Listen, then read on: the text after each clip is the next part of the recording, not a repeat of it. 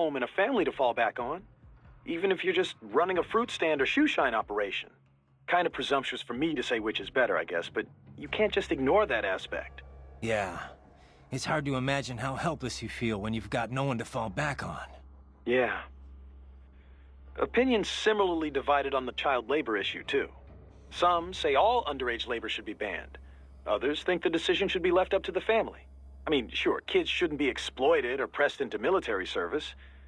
If nothing else, the right to an education's got to be protected. But should a kid be banned from helping out at his dad's store? What if a family's so desperate that it would starve without the money their children bring in? Yeah, it's definitely not cut and dry. Miss Troll mentioned someone from her past. Any... No, maybe if that... Yeah, I can't believe what they're doing in there. Guess I shouldn't be so surprised, huh? Guess not. Are you gonna help them? No other choice. I'll try to help look for someplace that might take them in. Thanks. Least I can do. Did you want to save your data? All right. Raiden. Good luck out there. By the way, I didn't know you spoke Spanish. I've got the U.S. Army to thank for that. I was in a group called Foxhound, although it doesn't exist on paper. We were isolated from the other soldiers. Day after day of VR training. I heard about that. It's not like it was all VR, though. Special Forces guys need advanced physical and communication skills. I had to do all the basic training and language schoolwork, too. We even trained in the Afghan village set up at Fort Polk. The Afghan village? They built a mock urban area on a base in Louisiana for training purposes. It was a hell of a lot more realistic than the VR training we had back then. Nothing compared to cyborg training, though. Having it jacked right in like that. They say it's so realistic now you can feel your blade cutting through flesh. You know much about Guyana, Courtney? Not really. I know the name, but don't ask me anything about what it's like. You mean you haven't even tried the food? Nope. No research trips this time. Besides, who knew we'd be running into any Guyanese here? I'm looking now, though. Looks like a lot of their diet is seafood. It's a small coastal nation, so it's probably easy to get fresh fish across the whole country. A lot of their dishes use Indian spices. That's where a lot of their immigrants come from. Fish with curry, huh? Sounds tasty. But, maybe you could finish reading all about the food there after the mission. Huh? Oh, it just, you know, came up while I was reading up on Guyana in general.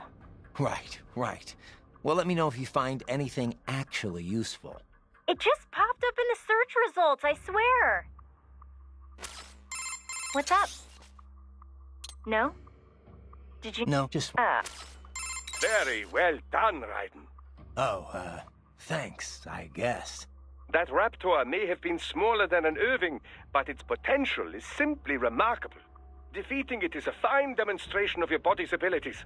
I'm quite happy to see it working so well. Well, thanks, Doc. I'm quite happy I'm not dead, too. How did it feel to fight it? Well, an Irving has more strength and firepower. But this guy was a lot harder to keep a beat on. Not that big of a deal, but you definitely don't want to let your guard down around one. Indeed. A combination Irving and tripod force would be a formidable foe in any urban warfare scenario. The only problem is cost. A PMC would have to be well funded indeed to even think about acquiring the necessary numbers to make it work. There are situations where an Irving may be overkill, but tripods cannot provide the necessary force. So the Raptor was built to fill that gap? Indeed. Its basic design is a streamlined, more compact version of the Irving. Furthermore, it uses the same control system as the tripods, which helps keep costs low. It can use standard personnel weaponry as is, and its armor has been componentized. This is to say, the user can expand its defensive capability as needed. It's fit for standard military operations, anti-terror missions, even regular patrol and police duty. A most admirable jack of all trades. Adorable too, wouldn't you say? Not the first word that comes to mind. Ah, yes. My apologies. I can't help but marvel at a well-made machine when I see one.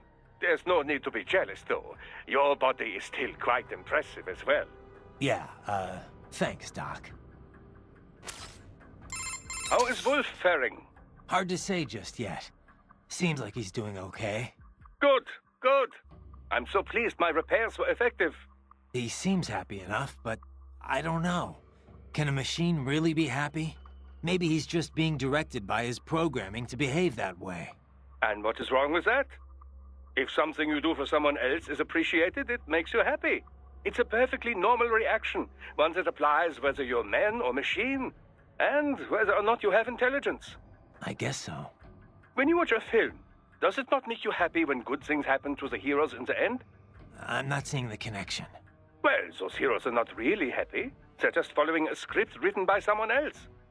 The actors have human intelligence, but the characters themselves do not. It is a facade, an imitation. And yet we still feel an emotional connection. It does not matter that it is make-believe. Now, I certainly don't know whether the AI you encountered in the past was neural or not. But Wolf most certainly is. And with a neuro AI, it is not so simple as working off a set computer program. You can define intelligence however you like, but personally, I see no reason not to say Wolf has it. It possesses a neuro AI structurally similar to the human brain. It has learned enough of the world around it to be capable of human speech. Truly, an astounding artificial intelligence is at work here. One, I suspect, could make for substantial business opportunities given the chance. Think of the possibilities, Raiden. What do you think a truly intelligent AI could do for the world? I'll let you know if I think of anything. Riding out. You know, Doc, if you're such a big believer in cyborgs, why haven't you made the jump yourself? An excellent question. There is one very good reason for this. And that is? Wait. Is there some problem with the tech you didn't tell me about? No problem with the technology. The issue is I would be required to be separated from my original body before I could be transferred. And? So what? Well, then there's no way for me to oversee installation into my new body. You could have someone else do it? Ha! Amateure! Hacks! I would not trust the average cybernetic surgeon to repair my toaster oven. I possess one of the world's foremost minds on this field, Raiden. This is not a boast, it is a fact. Entrusting that to someone less talented... Imagine a great architect asking an infant to build his new home. No offense, but I mean you're just assembling some... Raiden. Raiden, this is not like putting together your bookshelf. It is quite literally brain surgery. More than that, in fact. There is an art to doing it correctly. All right, Doc, all right. I hear you. I suppose I should not expect you to understand. Regardless, I am in fine health for now. Perhaps by the time my body begins to decline, there will be others that might be trusted with the duty. But which body to choose? Perhaps a young female frame to surprise all my colleagues. To surprise your colleagues. Right. How is Wolf faring? Hard Good. Peace, maybe. And it's a... I get- When you... Well, and yet... Now, but... And you can... It for true one thing... Let me ask you something. What do you think you're doing here? I mean, why are you working with me? Because I choose to. I owe a debt, and I wish to repay it. A debt, huh? How human of you. I contest that statement. Many humans possess little or no sense of obligation at all. And many are entirely willing to trample their fellow man for personal gain. I know. But is that it? I mean, you're willing to follow me, put yourself at risk just because of that? What do you think of what I'm doing here, for example? A delicate question. I do find it difficult to rationalize your mission to rescue the children. If you wish to save children in need, there are hundreds of millions of others equally in need. Thanks for the support. However, we must still uncover the full extent of Desperado's activities. And as such, it is meaningless to debate best practices without sufficient information. All right, then. No more questions, Your Honor. Let me ask you something. What do you think? I mean, what do you... If you... How and as... Let me ask you. I mean, what do you... If you wish... Thanks for... However, and as... Raiden, I said earlier, this is if but just that.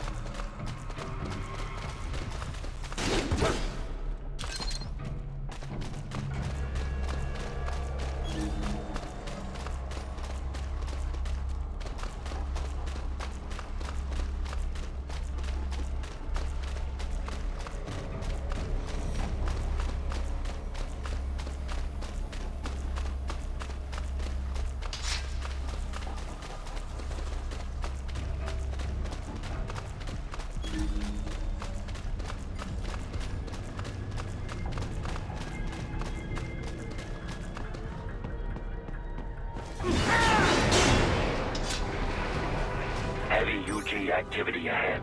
It is possible they are conducting test operations while the lab is closed. They're not going to make it easy to get into that lab. Is there some way you could sneak past? It appears you have entered the sewer's maintenance corridor.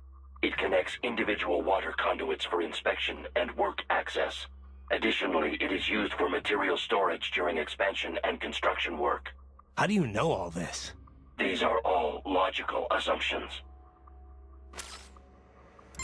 Let me ask you something. I mean, what do you... If you... How and... How is Wolf? Hard Good. These maybe... And it's a... When you... Well, and now... But... And you can... It for true one thing. I'll let... What's up? Okay, save complete. Don't let your guard down, okay? Miss Trial mentioned something... No. No, maybe... If that... Yeah. Right. If... But... Just that... It's a box. How's that gonna help? Oh, it's for medical supplies. That could work, actually.